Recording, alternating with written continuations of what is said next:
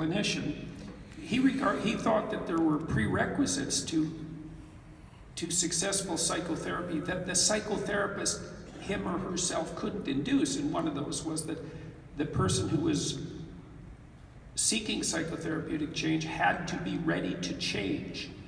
You couldn't take someone who wasn't ready to change and use psychotherapy to get them ready to change. They had to already have encountered that error that indicated to them that in some manner the jig was up and they needed to learn something.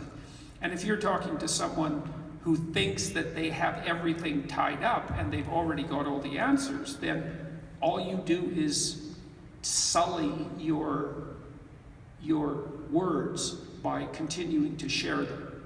It's harsh, but that's how it is. Muster up your courage, take the pathway that you think will be least harmful to you, and if you're questioned, say why. But don't try to convince anybody, because all it'll do is raise their defenses. Now, the fact of you leaving, that's actually a pretty strong argument. So you've got your argument best formulated in terms of your actual action, and that could easily be sufficient. So and the probability that some people who are doubtful will be curious and ask you is high.